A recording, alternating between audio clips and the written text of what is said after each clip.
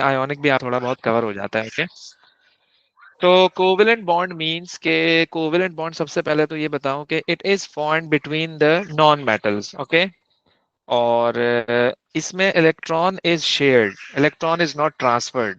In ionic bonding electron was transferred between metal and non metal. So इसी वजह से metal was cation and the non metal was anion, because metal जो है वो electron lose कर रहा था और नॉन मेटल उस इलेक्ट्रॉन को गेन कर रहा था।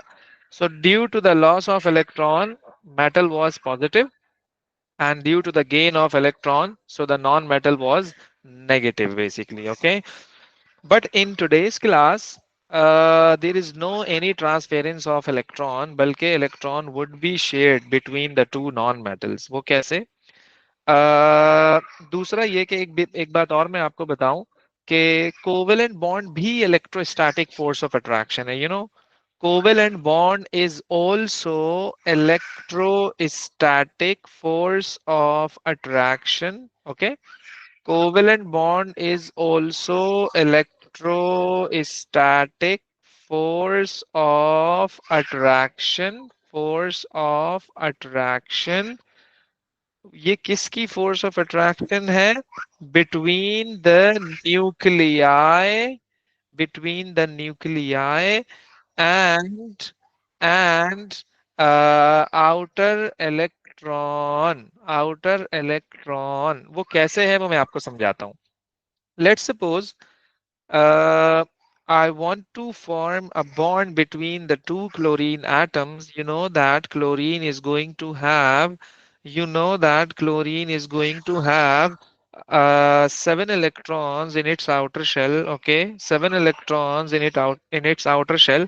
So it needs one more electron to complete its outer shell. It must have eight electrons to complete its octet. Okay, तो अब होगा क्या कि इसका न्यूक्लियस एंड इसका nucleus, obviously every element has a nucleus. Okay, so this electron would be attracted towards this nucleus and this electron would be attracted towards this nucleus. That's the reason they are going to join together, or they would be forming a covalent bond, whether it's chlorine, whether it's hydrogen, bromine, or nitrogen, or oxygen, or any of the element. But उसका जो behind the scene है वो कुछ ऐसा है। okay, so to understand covalent bonding, you need to draw the dot and cross diagram. तो dot and cross diagram होती क्या है? It's a diagram in which we only show outer electrons. And हमें कैसे पता लगेगा how many outer electrons it has? So you can see the periodic table. So the group number would tell you the outer electrons. Let's suppose group 1 में है, so it has one outer electron. If it's in group 2, so two outer electrons. If it's in group 3, so three outer electrons. If it's in group 4, so four outer electrons. If it's in group 5, so five outer electrons. If it's in group 6, so six outer electrons. And if it's in group 7, so seven outer electrons. And if it's in group 8, so eight outer electrons. So group number would be giving you strong information regarding this. Okay, strong information regarding this. तो वो आपको वहां से पता लग जाएगा very easily. Okay, second thing is that के both chlorine needs one electron. इसको भी और इसको दोनों को one electron चाहिए. Okay, so इन्होंने किया क्या है पता है आपको? मैं आपको एक यहाँ पर बना के दिखा देता हूँ कि since this is your chlorine, okay, and this is also your chlorine. Okay, मैंने क्या किया? 1 2 3 4 5 6 7, 1 2 3 4 5 6 7। ओके, दोनों क्लोरीन एटम्स हैं, एलिमेंट्स हैं। सो अब ये होगा क्या कि both needs one electron. So अब ये क्लोरीन अपना इलेक्ट्रॉन पूरा करने के लिए it's going to do like that. तो उससे पता है क्या होगा कि ये जो इलेक्ट्रॉन्स हैं ये would be shared between the two non metals. So the covalent bond is formed. अब अगर आप काउंट करो, सो दे आर शेयर्ड। अब ये जो दो इलेक्ट्रॉन हैं, they are shared. What does it mean? If you are going to count for this chlorine, so it would be 1 2 3 4 5 6 7 8. This is completed. And if you are going to count for this chlorine, so 1 2 3 4 5 6 7 8. So this is also completed. Okay, this is also completed. So now this is stable. So now this is stable. In this way, the covalent bond is going to form between the two non-metals. Okay, तो देखो मैंने इसको direct यहाँ बनाया हुआ है कि भाई कोवेलेंट बॉन्ड आपका फॉर्म हो गया between the two non metals, that's it. इस तरह से कोवेलेंट बॉन्ड आपका फॉर्म होता है, चाहे आप क्लोरीन ले लो, चाहे आप ब्रोमीन ले लो, चाहे आप कुछ भी ले लो, कोवेलेंट बॉन्ड की फॉर्मेशन इसी तरह होती है और इसका और कोई मेथड नहीं है, याद रखना। ओके हो गया जी। अच्छा जी, देन वी हैव हाइड्रोजन। तो हाइड्रोजन में obviously it has one electron. Okay, it has one electron. It needs one more electron. It needs one more electron. क्यों? के आई टोल्ड यू के all elements must have 8 electrons in their outer shell except the three. उसमें कौन कौन से थे? Hydrogen, helium और lithium. तो ये तीन एलिमेंट्स ऐसे होते हैं जिनके आउटर शेल में कितने होने चाहिए? 2 electron. So hydrogen had 1 electron initially. तो अब और कितने चाहिए इसको अपना आउटर शेल कंप्लीट करने के लिए? सो आप बोलेंगे 1 मोर इलेक्ट्रॉन। सो क्या करेगा ये हाइड्रोजन? Ultimately this is. तो मैं ये कह रहा था कि ऑक्सीजन को अपना आउटर शेल कंप्लीट करने के लिए how many electrons are needed? You will say 2, है ना, ऑक्सीजन को। तो इसीलिए ही तो 2 हाइड्रोजन आ रहे हैं उसकी जरूरत को पूरा करने।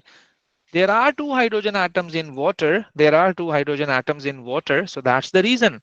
दैट्स द रीजन कि जब हम वाटर का डॉट एंड क्रॉस डायग्राम बना रहे होते हैं तो हम हमेशा ऑक्सीजन के इलेक्ट्रॉन को पूरा करने के लिए हाइड्रोजन अपना उसके साथ इलेक्ट्रॉन शेयर कर देता है। जब इलेक्ट्रॉन शेयर होता है ना तो वो दोनों का पार्ट बन जाता है फिर। बात समझ रहे हो आप? दोनों का पार्ट बन जाता है। तो तभी तो जब मैं ऑक्सीजन के इलेक्ट्रॉन काउंट कर रहा हूं उसमें मैं क्रॉस भी काउंट कर रहा हूं क्योंकि शेयर हुआ है। Share means what? दोनों का पार्ट है ना, वो दोनों का पार्ट है, शेयरिंग दोनों का पार्ट है। Same goes with this, same goes with this. एक और डॉट एंड क्रॉस डायग्राम आती है, that is CH3OH। That is CH3OH। आप लोग जरा ट्राई करिएगा ये, फिर मैं आपको बताता हूँ, जरा मैच करिएगा कि आपने और मुझ में क्या डिफरेंस है स्ट्रक्चर में, जल्दी से। पहले आप ट्राई करो फिर मैं बताता हूँ। That is CH3OH। You can use the periodic table to see how many outer electrons are there. Okay, jaldi, lekin jaldi. We have to complete this chapter. I told you that in a class we are going to complete the chapter. Yes, fast. CH3OH, that is the methanol. That is the formula for methanol. Fast. Then I'm going to tell you.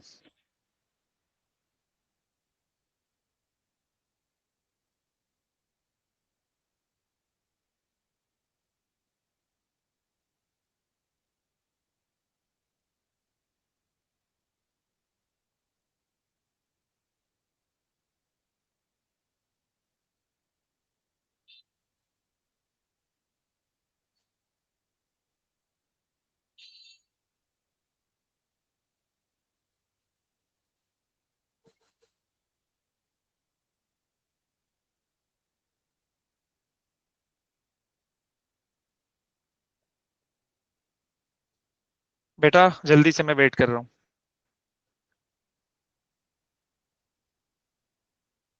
ये मुझे किसने भेजा है? I don't know. लेकिन इसने, जिसने भी भेजा, डॉट एंड क्रॉस डायग्राम नहीं बनाया। No, it's not good. It's not correct. Faiza Asim. Faiza Asim, who is this? पता नहीं, मुझे नहीं पता। हाँ जी। तो मदार का है, ओ सॉरी। ओके, मदार का। अच्छा जी, so no, this is incorrect. आपने डॉट एंड क्रॉस डायग्राम थोड़ी बनाई है।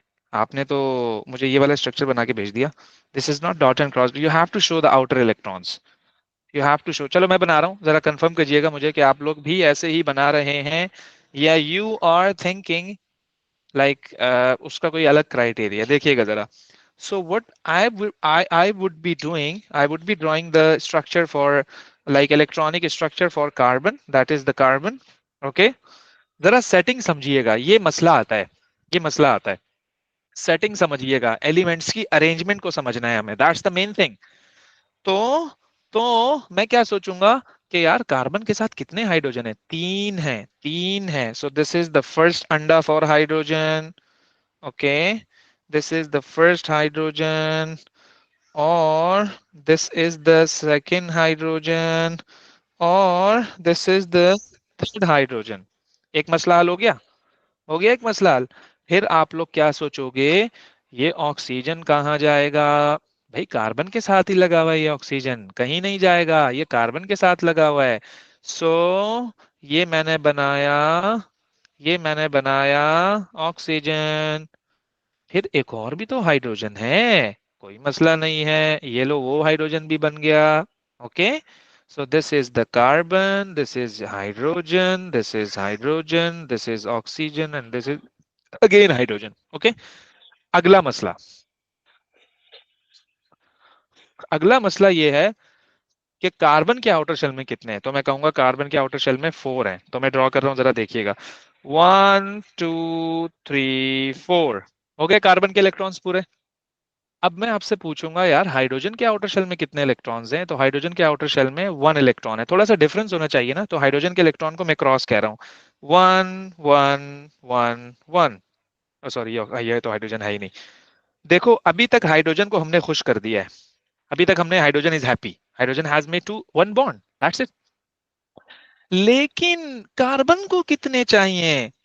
आप लोग बोलोगे सर अभी हैं कितने, ये देखो 1 2 3 4 5 6 7, कितने चाहिए? 1 इलेक्ट्रॉन, वन मोर ऑक्सीजन देगा। अब सवाल ये है ऑक्सीजन के आउटर शेल में कितने हैं? You can see the periodic table, you can see the group number for oxygen, so obviously this is group 6। group 6 का मतलब how many electrons? कितने? 6 इलेक्ट्रॉन्स। अब मैं ऑक्सीजन के इलेक्ट्रॉन को क्या कहूं? टू डिफरेंशिएट मैं काम करता हूं, I am going to give the different color. Okay, so this is for oxygen 1 2 3 4 5 6। Okay, क्योंकि हाइड्रोजन का इलेक्ट्रॉन भी तो आएगा यहाँ पर। चलो भाई ये हाइड्रोजन भी हैप्पी हो गया। अब इस ऑक्सीजन के काउंट करो जरा, 1 2 3 4 5 6 7 8, so this oxygen is also happy. तो जब भी आप डॉट एंड क्रॉस डायग्राम बनाओगे तो देख लेना कि सबका आउटर शेल कंप्लीट है या नहीं है। तो इस तरह से हम जो है वो डॉट एंड क्रॉस डायग्राम बना लेंगे, दैट्स इट। अच्छा, अब आइए आप जरा, अच्छा अभी तक हमने जितने भी एग्जांपल्स किए हैं सब में एक एक इलेक्ट्रॉन शेयर हो रहा है, सब में एक एक इलेक्ट्रॉन शेयर हो रहा है। देख रहे हो आप लोग, नोट कर रहे हो एक चीज, 1 1 इलेक्ट्रॉन, वन इसका, 1 dot 1 cross, 1 dot 1 cross, 1 dot 1 cross. This is called the single covalent bond, this is called single covalent bond. जब एक एक इलेक्ट्रॉन शेयर होता है ना, एक इसका और एक इसका, इसको हम कहते हैं सिंगल कोवेलेंट बॉन्ड। अब जो हम एग्जाम्पल करने वाले हैं उसमें एक इलेक्ट्रॉन शेयर नहीं होगा, उसमें 2 इलेक्ट्रॉन शेयर होंगे। जरा देखिएगा, ऑक्सीजन ऑक्सीजन ऑक्सीजन। अब यहाँ पे मैं आपको फ्रीक्वेंटली आस्क्ड क्वेश्चन बताता हूँ कि बच्चा पूछ रहा होता है हमें कैसे पता लगेगा एक इलेक्ट्रॉन शेयर हो रहा है या 2 इलेक्ट्रॉन शेयर हो रहे हैं। सो बड़ा आसान है, कोई मसला नहीं है। मैं आपसे पूछता हूँ ऑक्सीजन कौन से ग्रुप में है? You will say group 6। So then I would ask how many electrons are needed? You will say 2। कितने इलेक्ट्रॉन चाहिए? 2 इलेक्ट्रॉन चाहिए, है ना? कितने चाहिए? 2 चाहिए। तो डबल बॉन्ड बनाएगा, क्या बनाएगा? डबल बॉन्ड बनाएगा। लेकिन अगर आप, लेकिन अगर आप ऊपर देखो जरा, ऊपर देखो जरा, कितने इलेक्ट्रॉन चाहिए थे क्लोरीन को? 1। हाइड्रोजन को कितने इलेक्ट्रॉन चाहिए थे? 1। So that's the reason they are going to form single covalent bond, जबकि जो ऑक्सीजन है it's going to make double covalent bond, है ना? ग्रुप नंबर बता देगा, क्लियर आइडिया दे देगा आपको ग्रुप नंबर के, सिंगल बॉन्ड बन रहा है, डबल बॉन्ड बन रहा है, ट्रिपल बॉन्ड बन रहा है, ये ग्रुप नंबर आपको बता देगा। ओके, अब मैंने क्या किया, मैंने इसमें देखिएगा जरा, मैंने ये ऑक्सीजन बनाया। Okay, and this is the oxygen. How many electrons? 1 2 3 4 5 6। 1 2 3 4 5 6, this is oxygen, this is oxygen. So दोनों को how many electrons are needed? You will say 2 2 electrons, so they are going to make a bond with each other. देखो ना कितने share हुए हैं, 2 2 electron. देख रहे हो आप लोग, how many electrons are in total that are shared? You will say 4, you will say 4, you will say 4। याद रखिएगा, जब 4 इलेक्ट्रॉन शेयर होंगे तो डबल बॉन्ड बनेगा, जब 2 इलेक्ट्रॉन शेयर होंगे तो सिंगल बॉन्ड बनेगा। That's the main thing, okay, that you need to know. तो तो इसका कोई इशू नहीं है कि मुझे कैसे पता लगेगा सिंगल बॉन्ड बन रहा है, डबल बॉन्ड बन रहा है, ट्रिपल बॉन्ड बन रहा है, ग्रुप नंबर बता देगा यार, आपको क्या मसला है? That's the same thing for carbon dioxide. Carbon dioxide का आप स्ट्रक्चर ड्रॉ कर लो यार। आपको पता लग जाएगा। So how many electrons are in carbon, you will say 4, oxygen के 6, दिस ऑक्सीजन 6। अब देख लो ना, देखो ना, ऑक्सीजन कितने बॉन्ड बनाता है, डबल बॉन्ड, क्योंकि ऑक्सीजन को कितने चाहिए, दो। तो इसने कार्बन के साथ यहां से भी डबल बनाया, इसने कार्बन के साथ यहां से भी डबल बनाया। हो गया, पूरा हो गया। अब काउंट कर लो, देखो सब हैप्पी है या नहीं है। मैं अभी कार्बन के काउंट कर रहा हूँ। 1 2 3 4 5 6 7 8, कार्बन इज खुश। ऑक्सीजन के 1 2 3 4 5 6 7 8, oxygen is happy. Then this oxygen के 1 2 3 4 5 6 7 8, this oxygen is also happy. तो डॉट एंड क्रॉस डायग्राम बनाने के बाद आप देख लेना कि उसका आउटर शेल कंप्लीट है या नहीं है। तो आपको पता लग जाएगा कि यार आपने जो स्ट्रक्चर बनाया है वो सही बनाया है या गलत बनाया है। सबसे अच्छा तरीका है उसको चेक करने का कि आप उसको ये देख लो कि यार उस कप के आउटर शेल कंप्लीट है या नहीं है। बस काउंट कर लेना एक दफा, काउंट कर लेना एक दफा, आपको आइडिया हो जाएगा। Okay. So carbon dioxide is also going to make double covalent bond. Okay. मुझे कैसे पता लगा, क्योंकि ऑक्सीजन इन्वॉल्व हो गया है ना, oxygen needs 2 electrons. So oxygen makes double bond, oxygen makes double bond. Okay. So क्योंकि देखो सेंटर में आ गया कार्बन, कार्बन को how many electrons are needed, 4। कार्बन को कितने चाहिए होते हैं, 4। तो दो उसने यहां से लिए, दो इसने यहां से लिए, तो टोटल डबल बॉन्ड बन गया है कार्बन। कार्बन ने ओवरऑल 4 बॉन्ड्स बनाए, देखिएगा जरा। मैं इसको जरा और क्लियर शो कर रहा हूं, मैंने नीचे भी किया भाई, ये देखो जरा, देख रहे हो आप लोग। ये आपको क्लियर आइडिया दे रहा है कि ऑक्सीजन ने कितने बॉन्ड बनाए और कार्बन ने कितने बॉन्ड बनाए। Covalent bond is represented by a line, line line line line line, simple single line. Covalent bond को हम लाइन से रिप्रेजेंट करते हैं। 1 line single bond, 2 line double bond, 3 line triple bond. 1 line single bond, 2 line double bond, 3 line triple bond. Okay. बहुत easy है, बहुत easy है, बिल्कुल बेबी है, बच्चों वाला है बिल्कुल यार। तो I would give you the worksheet, okay, for the covalent bond. और अगर आपको कोई मसला हो तो फिर let like do discuss with me, तो मैं फिर आपको गाइड करता रहूंगा। Since this is the structure for C2H4, first you are supposed to try, then I would be telling you this. लेकिन जल्दी से, फटाफट, शाबाश, फटाफट फटाफट फटाफट फटाफट, देर नहीं करना, देर नहीं करनी, देर नहीं करनी, जल्दी से, जल्दी जल्दी जल्दी, हरी आप। हम्म हम्म हम्म हम्म हम्म हम्म हम्म फटाफट।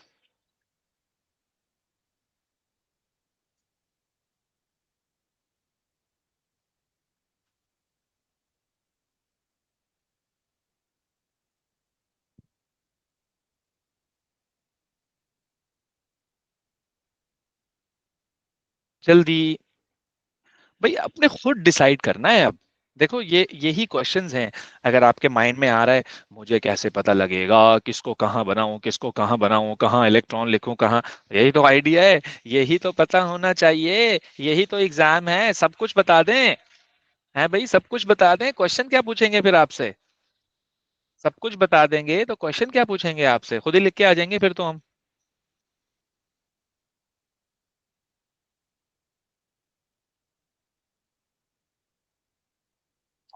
फिर मैं बताता हूँ जल्दी से, फटाफट।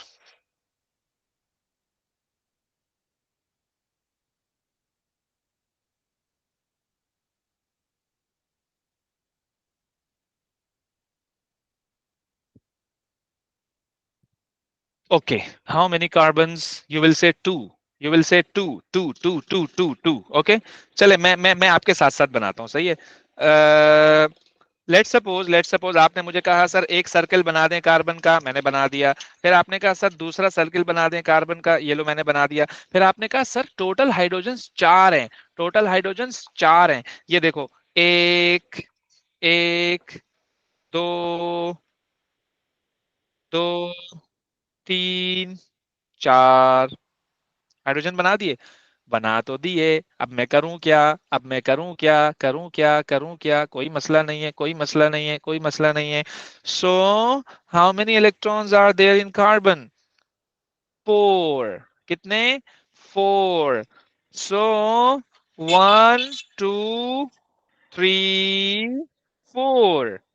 इस कार्बन के 1 2 3 4। ओके, हो गए कार्बन। हाइड्रोजन के हाइड्रोजन के, चलो मैं इसको ना सबको ना मैं डॉट डॉट कह रहा हूँ ताकि मैं हाइड्रोजन को क्रॉस कह दूं, ओके, थोड़ा सा आसान हो जाएगा सिस्टम। ओके तो ओके, ओ माय गॉड, ओ भाई भाई भाई भाई, चलो जी। अच्छा ये मैंने बना दिया। वन टू, 1 2 3 4, ये carbon carbon, and hydrogen hydrogen hydrogen hydrogen, one one one one. Okay हो गया। अच्छा मैं आपको एक हिंट दे रहा हूँ, ओके, ये आपने कैसे करना है। आपको समझ नहीं आ रही मैं कार्बन का क्या करूं, आप छोड़ो कार्बन को, अभी पहले आप हाइड्रोजन को तो खुश करो, पहले आप हाइड्रोजन को तो खुश करो। कैसे करूं सर, कितने चाहिए हाइड्रोजन को, वन, ये लो, इसके साथ शेयर करवा दिया, हाइड्रोजन इज हैप्पी। इसको भी चाहिए वन, इसके साथ शेयर करवा दिया, हाइड्रोजन इज हैप्पी। ये लो, ये लो, ये लो, ये लो, ये लो, ये लो, ये लो, इसके साथ शेयर करवा दिया, इलेक्ट्रॉन गलत जगह आ गया, चलो मैं इसको थोड़ा ऊपर कर देता हूँ, इसके साथ शेयर करवा दिया, this hydrogen is happy. Okay, और इसके साथ शेयर करवा दिया तो this hydrogen is happy. Sir अब कार्बन का क्या करें, तो मुझे ये बताओ, हाइड्रोजन से शेयर करने के बाद कार्बन को कितने और चाहिए, तो पहले काउंट तो कर लो आप। 1 2 3 4 5 6, कितने और चाहिए, दो। इसके भी काउंट करो, 1 2 3 4 5 6, कितने और चाहिए, दो इलेक्ट्रॉन चाहिए इसको, तो ये क्या करेगा, ये पूरा ऐसे ऐसे ऐसे ऐसे ऐसे ऐसे ऐसे ऐसे ऐसे आके इलेक्ट्रॉन शेयर कर लेगा। बन गया कार्बन कार्बन का डबल बॉन्ड, बन गया ना कार्बन कार्बन का डबल बॉन्ड। तो हमें खुद ही पता लग जाएगा सिंगल बॉन्ड बना रहा है, डबल बॉन्ड बना रहा है, ट्रिपल बॉन्ड बना रहा है, जो भी बना रहा है, जो भी बना रहा है, ऑटोमेटिकली आपका क्राइटेरिया सेट हो जाएगा, but you need to do more questions, सीधे सीधी हो जाएंगी चीजें। Okay, this is the structure for C2H4, C2H4, C2H4। Okay हो गया। अच्छा जी, देन नाइट्रोजन, देन नाइट्रोजन, चलो भाई, अब मैंने आपसे ये क्वेश्चन किया सिंगल बनेगा, डबल बनेगा, ट्रिपल बनेगा, आपने कहा मुझे कैसे पता लगेगा, तो मेरा आपसे सबसे पहला क्वेश्चन होगा कि नाइट्रोजन के आउटर शेल में हाउ मेनी इलेक्ट्रॉन्स, नाइट्रोजन के आउटर शेल में how many Five. Electrons, you will से 5, यू विल से 5। क्यों, नाइट्रोजन का ग्रुप नंबर 5 है। फिर मैं आपसे पूछूंगा how many electrons are needed, you will say 3। तो ट्रिपल बॉन्ड बनाएगा, क्या बनाएगा, ट्रिपल बॉन्ड बनाएगा। तो भाई फिर कह रहा हूं मैं आपको, आउटर शेल आपको चीख चीख कर बता रहा है, सिंगल बनेगा या डबल बनेगा या ट्रिपल बनेगा तो कोई मसला ही नहीं है, मसले वाली बात ही नहीं है। तो आपको, अब देखो जरा मैंने नीचे ड्रॉ किया हुआ है, ये देखो जरा कि मैंने नाइट्रोजन का बनाया हुआ है, देखो देखो देखो देखो देखो, 1 2 3 4 5 6 7 8, दिस इज हैप्पी। और 1 2 3 4 5 6 7 8, this is also happy, triple bond बनाने के बाद हैप्पी। ये है क्वेश्चन कि मुझे कैसे पता लगेगा सिंगल बन रहा है, डबल बन रहा है या ट्रिपल बन रहा है, तो ग्रुप नंबर आपको बता देगा, आपको आइडिया हो जाएगा कि मुझे कितने इलेक्ट्रॉन्स और चाहिए।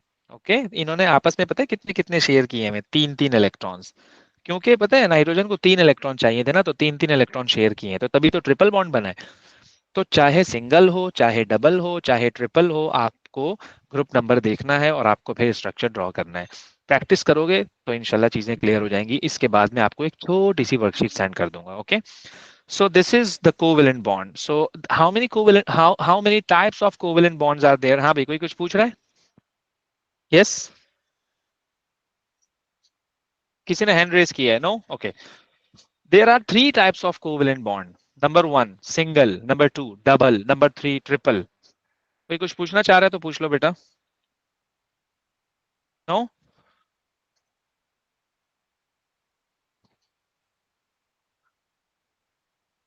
अच्छा जी, ओके मैं आगे चलता हूँ। तो होता ये है कि सिंगल डबल ट्रिपल हो गया। आरिश, आरिश यस, आरिश बोलो। अच्छा ओके, तो तो तीन तरह के बॉन्ड्स आपको लाजमी पता होने चाहिए, सिंगल, डबल और ट्रिपल कोवेलेंट बॉन्ड। सेट हो गया, तो मैंने आपको बता दिया कि वो आपको आइडिया हो जाएगा कि किसको सिंगल बनाना है, किसको डबल बनाना है, किसको ट्रिपल बनाना है। देन फिजिकल प्रॉपर्टीज पे आ जाते हैं अब हम। फिजिकल प्रॉपर्टीज में हमारे पास याद रखिएगा कोवेलेंट बॉन्ड बेसिकली होते तो आयोनिक से वीक हैं, आयोनिक तो नेक्स्ट लेवल वाला है ना, उसका तो अट्रैक्शन काफी स्ट्रांग होती है, वो सॉलिड होता है रूम टेम्परेचर पे। आयोनिक ये क्या होते हैं, लिक्विड्स और गैसेस, ये क्या होते हैं, लिक्विड्स और गैसेस। सॉलिड भी होते हैं लेकिन वो जायंट स्ट्रक्चर्स होते हैं सॉलिड। वैसे जनरली ये लिक्विड्स और गैसेस होते हैं क्योंकि अट्रैक्शन कम होती है ना इसमें। और दूसरा ये इनके मेल्टिंग और बॉइलिंग पॉइंट्स लो होते हैं, क्या होते हैं, लो होते हैं। और उनके क्या होते थे, हाई होते थे। उनके क्या होते थे, हाई होते थे। इनके क्या होते हैं, लो होते हैं। पता है क्यों, अट्रैक्शन की वजह से यार। अट्रैक्शन अट्रैक्शन वीकर है, अट्रैक्शन वीकर है, attraction is weaker, attraction is weaker. Strong attraction होगी तो स्ट्रॉन्ग अट्रैक्शन होगी तो strong high covalent high melting point होगा। और अगर अट्रैक्शन वीक होगी तो लो मेल्टिंग पॉइंट होगा। अब अगर आप ये सोच रहे हो यार सर को कैसे पता, हमें कैसे पता लगेगा, भाई याद करोगे ना, मतलब याद करोगे ना आप, आपको पता होना चाहिए ना पहले कि आयोनिक का मेल्टिंग पॉइंट हाई होता है क्योंकि अट्रैक्शन स्ट्रांग होती है, कोवेलेंट का मेल्टिंग पॉइंट लो होता है क्योंकि अट्रैक्शन वीक होती है। तो अगर मैं तुम्हें कहूं कि यार एक चीज है उसका मेल्टिंग पॉइंट कम है, क्या तुम मुझे बता सकते हो उसमें अट्रैक्शन कैसी है? तो तुम बोल दो ना कम अट्रैक्शन है, तभी तो लो मेल्टिंग पॉइंट है। क्या कहते हो, सही कह रहा हूँ ना मैं? भाई मिसाल के तौर पर मैंने आपको एक जो है ना, लेट सपोज मैंने आपको एक चेयर लाके दे दी, मैंने कहा यार जरा इसको तोड़ के देखना आसानी से टूट रही है नहीं। तुमने तोड़ने की कोशिश की लेकिन नाकाम रही कोशिश, टूटी नहीं चेयर। इसका क्या मतलब है, अट्रैक्शन स्ट्रांग है तभी तो टूटी नहीं। तभी तो टूटी नहीं, अगर आसानी से टूट जाती तुम बोलते यार ये तो बहुत जल्दी टूट गई यार, मतलब इतनी वीक चेयर थी, मतलब इतनी कम अट्रैक्शन थी। अट्रैक्शन का अंदाजा तुम कैसे लगाते हो, जब वो चीज मुश्किल से टूटती है। हैं, जब वो चीज मुश्किल से टूटती है।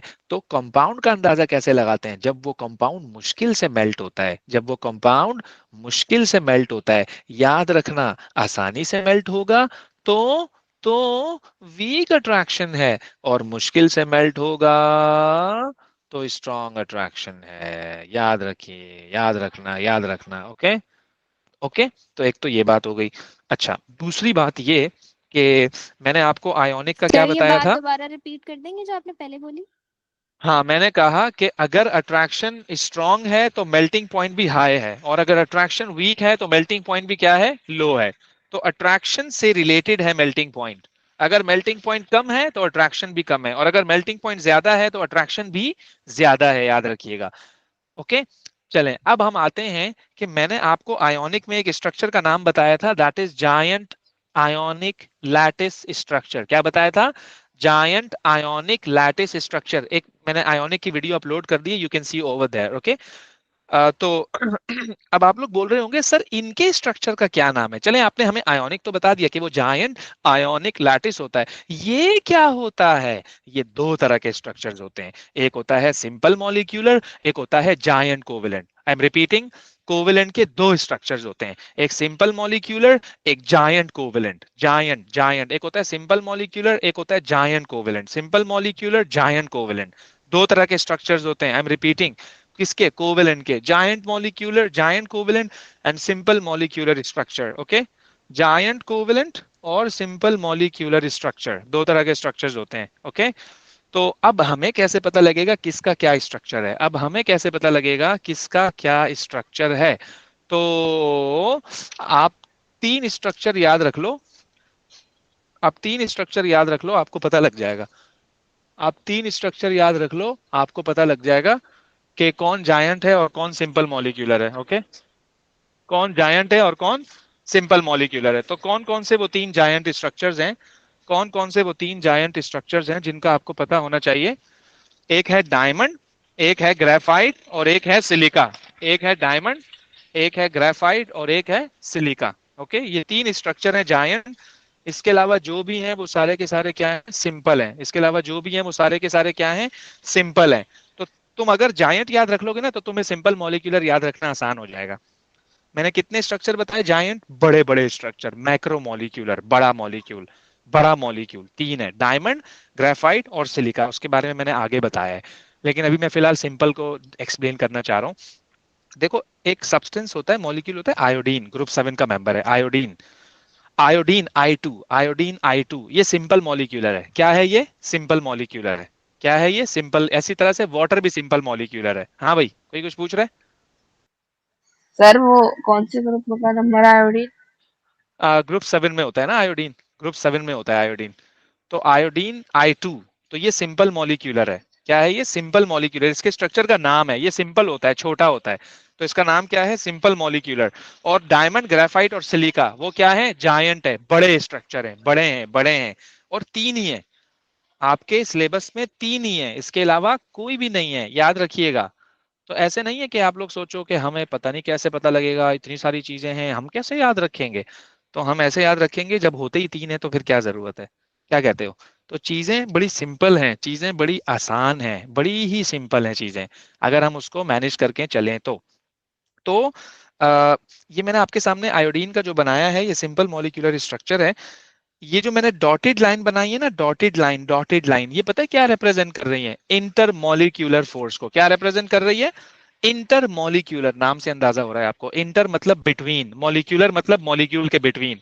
तो ये भी मॉलिक्यूल है, ये भी मॉलिक्यूल है, ये भी मॉलिक्यूल है। इन मॉलिक्यूल के बीच में जो फोर्स ऑफ अट्रैक्शन है उसको हम क्या कहते हैं? Inter molecular force. मॉलिक्यूल के बीच में जो अट्रैक्शन होती है उसको हम क्या कहते हैं? Inter molecular force. बोले तो आईएमएफ। क्या बोले तो? आईएमएफ। तो आईएमएफ का मतलब क्या होता है? Inter molecular force of attraction. Inter molecular force of attraction ये कब होती है?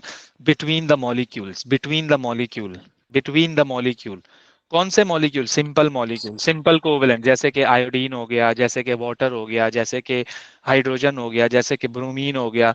तो मॉलिक्यूल के बिटवीन होती हैं ये, मॉलिक्यूल के अंदर नहीं होती। मतलब अब आप लोग सोच रहे होगे अंदर का क्या मतलब है। देखो ये आयोडीन का स्ट्रक्चर है, ये आयोडीन के बिटवीन कोवेलेंट बॉन्ड है, आयोडीन के बिटवीन ये कोवेलेंट बॉन्ड है। तो ये कोवेलेंट बॉन्ड को मैं आईएमएफ नहीं कह रहा, कोवेलेंट बॉन्ड को मैं आईएमएफ नहीं कह रहा, मैं मॉलिक्यूल के बीच में आईएमएफ को कह रहा हूं। जो दो मॉलिक्यूल को जोड़ कर रखती है, that is called ion, that is called the intermolecular force, IMF जिसको मैं कह रहा हूं। सो कोवेलेंट बॉन्ड में आईएमएफ एग्जिस्ट करती है, that is intermolecular force of attraction. मिसाल के तौर पे एक और मैं आपको बात समझाता हूँ। आपने पानी का गिलास लिया और उसमें आपने पानी डाला, आपने देखा कि यार water in the form of liquid है। अब आपको पता है ना वाटर का फॉर्मूला क्या होता है? H2O। काइनेटिक पार्टिकल थ्योरी में हमने क्या पढ़ा था? कि पार्टिकल्स करीब करीब होते हैं तो सॉलिड होता है, थोड़े से दूर होते हैं तो लिक्विड होता है, ज्यादा दूर होते हैं तो वो गैस होता है। तो तो ये जो वाटर है ये लिक्विड है, क्योंकि वाटर के मॉलिक्यूल करीब करीब हैं। तो भाई वो कौन सी फोर्स है जिन्होंने इन मॉलिक्यूल को करीब करीब करके रखा हुआ है? आप बोलोगे वो है इंटरमॉलिक्यूलर फोर्स। आप क्या बोलोगे? वो है इंटरमॉलिक्यूलर फोर्स। जिस फोर्स ने दो मॉलिक्यूल को ज्वाइन करके रखा हुआ है, that is called IMF, that is called IMF, that is called IMF, याद रखिएगा। ओके। तो आ, तो मैंने जो ये डॉट्स बनाए हैं, ये मैं ये बताने की कोशिश कर रहा हूं, एक गिलास में जब पानी होता है तो उन पानी की अट्रैक्शन आपस में कुछ इस तरह से होती है। अच्छा, यही तो रीजन है जब तुम पानी गर्म करते हो तो वो अट्रैक्शन वीक हो जाती है, मॉलिक्यूल दूर दूर हो जाते हैं। तुम कहते हो पानी बॉयल हो गया, मतलब पानी वेपर बन गया, मतलब पानी गैस बन गया। तो पता है क्यों? क्यों? वो फोर्स ऑफ अट्रैक्शन तुम उसकी वीक कर देते हो ना। तुम उसको हीट कर रहे हो, उसकी अट्रैक्शन को तुम वीक करते जा रहे हो। क्या कहते हो? अट्रैक्शन वीक होगी, मॉलिक्यूल दूर दूर हो जाएंगे, तो फिर वो लिक्विड लिक्विड थोड़ी रहेगा, वो तो गैस बन जाएगा। क्या कहते हो? तो इसलिए अगर आपको लिक्विड को गैस बनाना हो तो आईएमएफ को क्या करना पड़ेगा? वीक करना पड़ेगा। आईएमएफ कैसे वीक होगी? उसको हीट करके। बात समझ रहे हो? तो ये इस बात का प्रूफ है कि आईएमएफ एग्जिस्ट करता है। ये इस बात का प्रूफ है कि आईएमएफ एग्जिस्ट करता है, बिटवीन द मॉलिक्यूल करता है। तभी तो वो थोड़ी देर पहले लिक्विड था, तुमने उसको हीट किया, वो गैस बन गया। So you can convert the liquid into the gas by heating. So if you are going to provide heat, इसका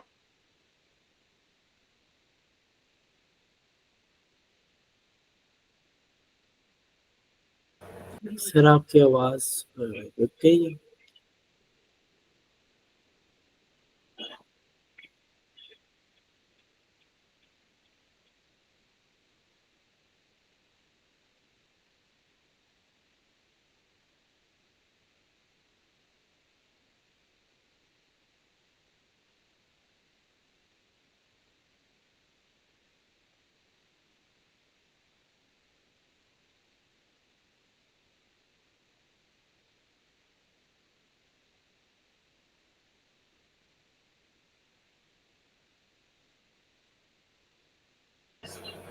Sir.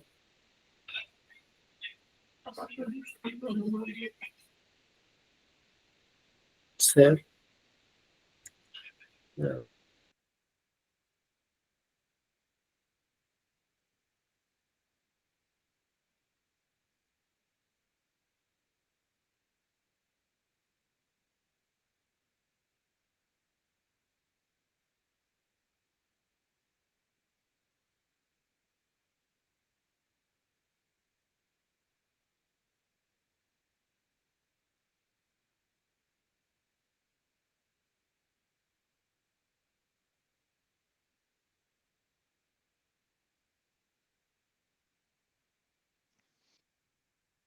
मेरी स्क्रीन है तो बताना जरा, ओके? मेरी स्क्रीन है तो बताइएगा। आ गई मेरी स्क्रीन? जी सर। ओके, मेरी आखिरी बात क्या सुनी? आखिरी बात क्या सर सुनी? यही कि इंटरमॉलिक्यूलर फोर्सेस प्रूफ है कि प्रूफ है कि इंटरमॉलिक्यूलर फोर्सेस एग्जिस्ट करती हैं। ओके ओके, डायमंड वाली बात नहीं सुनी? नहीं। ओके, डायमंड का मैंने आपको ये बताया कि डायमंड जो है, अब हमने शुरू किया है जायंट कोवेलेंट स्ट्रक्चर्स। अब हमने क्या शुरू किए हैं? अब हमने शुरू किए हैं जायंट कोवेलेंट स्ट्रक्चर्स, जो कि 3 तरह के होते हैं, जैसे कि मैंने आपको बताया पहले, diamond, graphite and silica.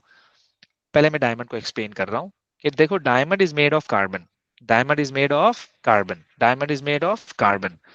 Her carbon ने 4 बॉन्ड बनाए हुए, देख रहे हो आप लोग? हर कार्बन ने 4 बॉन्ड बनाए हुए डायमंड में, हर कार्बन ने।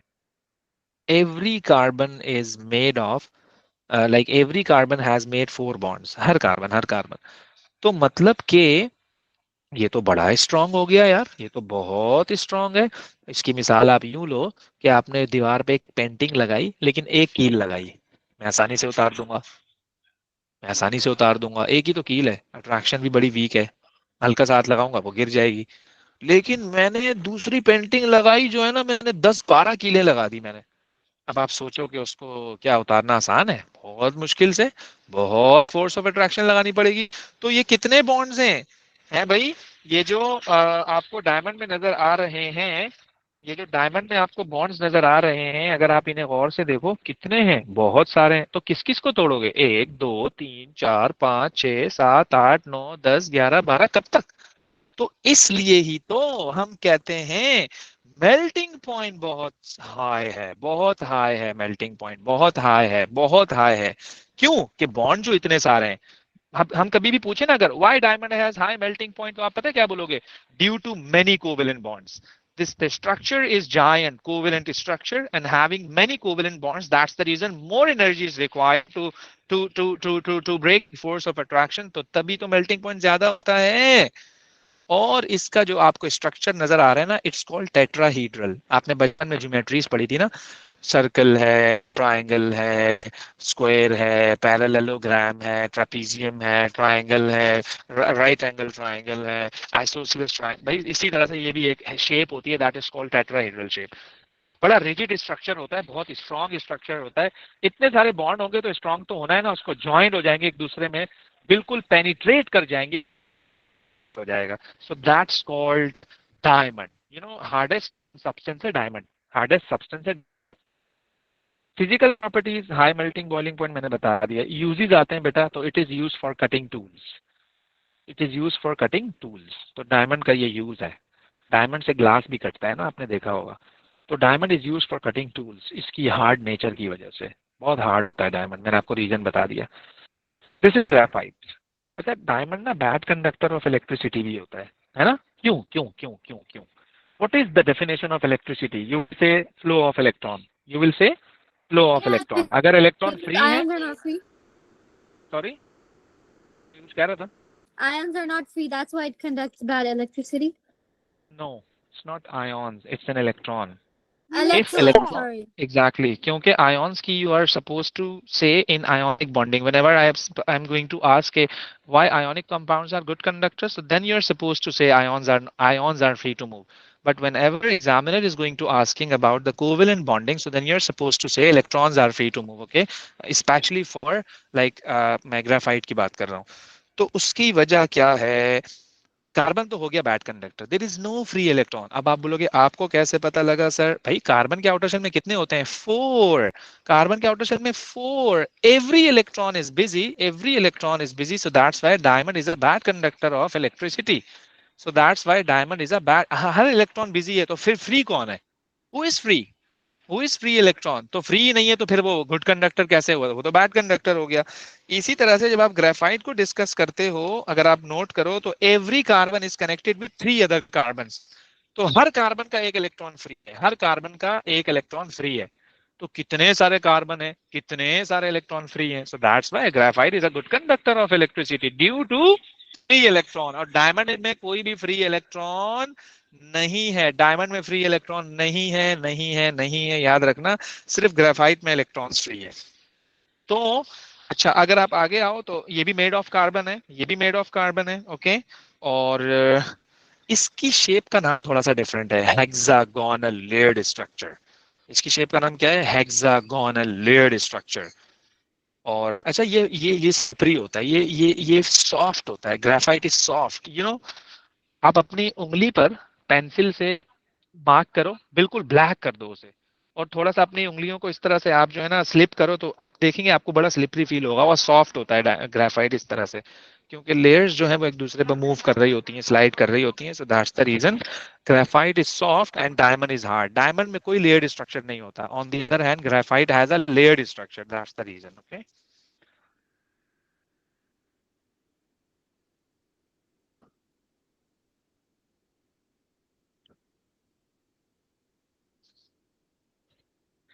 अच्छा जी, तो अब मैं आपसे पूछूं कि क्या इसका भी मेल्टिंग पॉइंट हाई होता है? आप बोलोगे बिल्कुल हाई होता है। क्यों?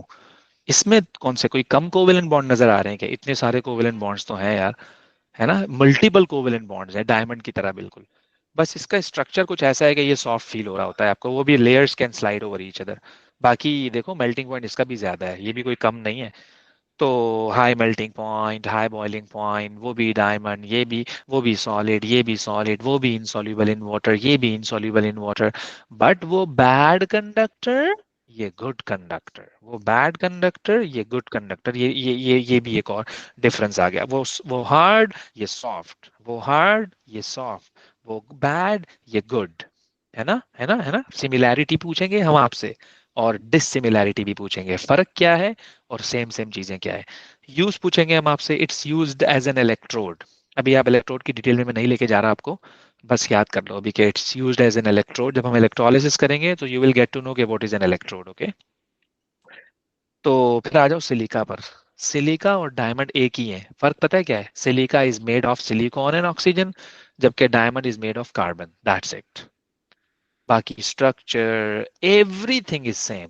टेट्राहीड्रल ये भी, वो वो भी हाई मेल्टिंग पॉइंट, ये भी हाई मेल्टिंग पॉइंट। वो भी हार्ड, ये भी हार्ड। वो भी जायंट, ये भी जायंट। वो भी बैड कंडक्टर, ये भी बैड कंडक्टर। भाई फर्क क्या है? फर्क फॉर्मूले का है, वो कार्बन से बना है, ये सिलिकॉन से बना है और ऑक्सीजन से बना है। इतना सा फर्क है बस। तो मैंने शुरू में ही आपको बता दिया, 3 स्ट्रक्चर याद होने चाहिए। क्या बताया मैंने? 3 स्ट्रक्चर, डायमंड, ग्रेफाइट, सिलिका, ये तीनों जायंट हैं। बाकी जितने भी हैं सारे के सारे सिंपल मॉलिक्यूलर स्ट्रक्चर होते हैं। तो अगर आप जायंट याद रख लोगे ना, बाकी सारा आपको याद रह जाएगा, ओके। तो मैंने की I'm going to send you the notes after the class, also the worksheet, okay? And this is the last topic for chemical like bonding, that is metallic bonding. Uh, Metallic bonding is related to metals. What are metals? Metals have to donate electrons. You know, metal generally electron को donate कर रहे होते हैं, सही है ना। Metal electron को donate कर रहे होते हैं, they are electron donors, they are electron donors, याद रखिएगा, दे आर इलेक्ट्रॉन डोनर्स। तो डोनेट करके करते क्या है? डोनेट करके करते क्या है? भाई डोनेट करके इन पे पॉजिटिव चार्ज आ जाता है, ये करते हैं, ये इन पे कौन सा चार्ज आ जाता है? पॉजिटिव चार्ज आ जाता है, पॉजिटिव पॉजिटिव पॉजिटिव चार्ज आ जाता है। देख रहे हो आप लोग? तो मैं सपोज कर रहा हूँ कि मेरे पास मेटल के कई सारे एटम्स हैं, और हर एटम इलेक्ट्रॉन लूज करेगा, हर एटम इलेक्ट्रॉन लूज करेगा। इसने भी कर दिया, इसने भी, इसने भी, इसने भी, इसने भी, इसने भी, इसने भी, इसने भी। तो सबके ऊपर देखो कौन सा चार्ज आ गया, पॉजिटिव चार्ज आ गया, हर एक के ऊपर पॉजिटिव आ गया, हर एक के ऊपर पॉजिटिव चार्ज आ गया, हर एक के ऊपर। तो जब पॉजिटिव चार्ज आ गया ना, तो वो पॉजिटिव चार्ज अपने इलेक्ट्रॉन से खुद ही अट्रैक्शन शुरू कर देगा, जो इलेक्ट्रॉन इसने लूज किया है, ऑटोमेटिकली, ऑटोमेटिक अट्रैक्शन। तो तभी तो हम इसे कह रहे हैं मेटालिक बॉन्डिंग है ये, तभी तो कह रहे हैं मेटालिक बॉन्डिंग है। Electrostatic force of attraction, electrostatic force of attraction, force of attraction किस किस के बिटवीन फोर्स ऑफ अट्रैक्शन है, between the positive ion Positive. And electron. तो ये मेटालिक बॉन्डिंग है आपकी, ये मेटालिक बॉन्डिंग है, तो बहुत आसान है। मैंने डेफिनेशन लिखी हुई है, इलेक्ट्रोस्टैटिक अट्रैक्शन है between the positive ions in a giant metallic lattice and a sea of electron and a sea of delocalized, delocalized का मतलब पता है क्या होता है, moving electrons, delocalized का मतलब मूविंग इलेक्ट्रॉन्स। तो इनके बिटवीन जो अट्रैक्शन है that is called metallic bonding. ये नहीं कहना bond between metals, no it's incorrect. Bond between metal का क्या मतलब है, सो बॉन्ड बिटवीन मेटल को आपने एक्सप्लेन करना है फर्दर, बॉन्ड बिटवीन मेटल को आपने एक्सप्लेन करना है फर्दर के भाई ये इलेक्ट्रोस्टैटिक अट्रैक्शन है between the positive ion and a sea of, sea क्यों कह रहा हूँ, बहुत सारे इलेक्ट्रॉन्स हैं इस वजह से मैं उसको सी ऑफ इलेक्ट्रॉन कह रहा हूँ, तभी तभी तभी तभी तभी मैं उसको कह रहा हूँ सी ऑफ इलेक्ट्रॉन, कई सारे हैं ना इस वजह से। So electrostatic attraction between the positive ion and a sea of delocalized electrons. So this is called metallic bonding. This is called metallic bonding. याद रखना, this is called metallic bonding. Set हो गया जी? ओके हाँ जी, कोई पूछना चाह रहा है कुछ, बोलो। सर रिपीट करिएगा। मैंने कहा कि जो मेटालिक बॉन्डिंग है it's an electrostatic force of attraction between the positive ions and sea of delocalized electrons and c of delocalized electrons and c of delocalized electrons. This is called metallic bonding. This is called metallic bonding. Okay, तो metal ने क्या किया, electron lose किया, metal ने क्या किया, electron lose किया, उस पे कौन सा चार्ज आ गया, पॉजिटिव आ गया, कौन सा आ गया, पॉजिटिव आ गया। अब जो उसने इलेक्ट्रॉन लूज किया है ना, जो उसने इलेक्ट्रॉन लूज किया है ना, उस पे कौन सा चार्ज था, नेगेटिव चार्ज था। कितने एटम्स थे, बहुत सारे थे, मैंने कुछ लिख दिए, इतनी ना जगह है ना इतना टाइम है, मैंने उसमें से कुछ लिख दिए। हर एटम ने जब इलेक्ट्रॉन लूज किया तो उस पे कौन सा चार्ज आया, पॉजिटिव आया। और ये रेड वाले जो सर्कल हैं ये इलेक्ट्रॉन्स हैं, they are electrons, they are electrons, every electron has a negative charge, negative negative negative negative negative negative negative. इतनी स्ट्रॉन्ग हाँ ना, स्ट्रॉन्ग अट्रैक्शन है। मेटल के भी मेल्टिंग पॉइंट ज्यादा होते हैं भाई, मेटल के भी मेल्टिंग पॉइंट, आयरन का देख लो तुम 1500 डिग्री सेल्सियस यार, गोल्ड का देख लो, प्लैटिनम का देख लो, निकल का देख लो, मेल्टिंग पॉइंट बहुत ज्यादा होते हैं, क्यों, स्ट्रॉन्ग अट्रैक्शन है। ऐसे तो नहीं है ना कि आपने आपने भाई इसकी मिसाल है, आपने स्टेपलर लगा दिया लेकिन एक ही पेन लगाई है, तो बड़ी आसानी से मैं उसको हटा लूंगा। अब आपने 50 दफा स्टेपलर कर दिया, मुश्किल होगा नहीं होगा। तो ये कोई एक पॉजिटिव चार्ज थोड़ी है, पचासों पॉजिटिव चार्ज हैं, बहुत सारे पॉजिटिव चार्ज हैं, तो अट्रैक्शन तो स्ट्रांग होनी है ना। तो ये मेटालिक बॉन्डिंग है, that is called metallic bonding. और इसके जो स्ट्रक्चर का नाम है ना, इसको हम कहते हैं giant metallic lattice structure, giant metallic lattice structure. इसकी रेगुलर अरेंजमेंट आप देख रहे हो कितने तमीज से हैं ये, इट्स कॉल्ड रेगुलर अरेंजमेंट, ये रैंडम नहीं है, it's called regular arrangement, it's not random. Okay, तो ये सारी चीजें आपको पता होनी चाहिए। और ये प्रॉपर्टीज हैं मेटल्स की कि हाई मेल्टिंग पॉइंट होता है, गुड कंडक्टर ऑफ इलेक्ट्रॉन, वो तो आपको नजर भी आ रहा है यार, electrons are free to move.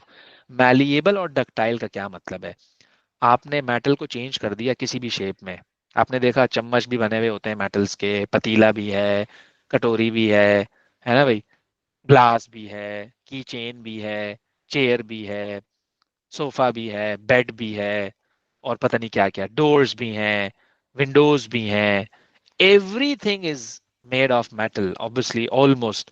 तो कैसे हुआ, कैसे हुआ ये सब, कैसे हुआ ये सब भाई, कैसे हुआ ये सब है, कैसे हुआ ये सब, ये ऐसे हुआ कि आप, मेटल की प्रॉपर्टी होती है कि it can change its shape, लेकिन वो आप करोगे, आपने हिट किया मेटल को, ये मेटल का स्ट्रक्चर है, लेयर्ड स्ट्रक्चर था, layer slip over each other हो गई, नई शेप बन गई, नई शेप बनी नहीं बनी? तो इस तरह से तभी तो हम कहते हैं metals are malleable and ductile.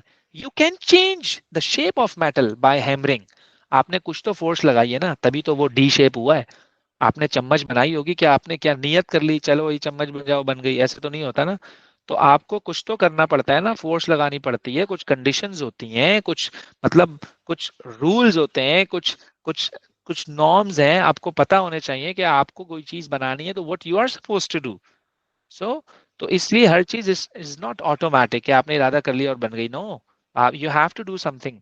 तो इसलिए आपने उसको जब हिट किया तो वो देख रहे हो आपने कि लेयर्स कैसी आगे पीछे हो गई, तो एक नई शेप बन गई. That is called malleable and ductile. That's all about chemical bonding. I'm going to upload this video. Ionic का मैंने upload कर दी थी. So I'm going to share the worksheet. Then we would be starting the crash course for the third chapter, inshallah. Okay जी. फिर भी कोई issue हो, then do let me और ask. I am available on WhatsApp. Okay ji. Assalamu alaikum.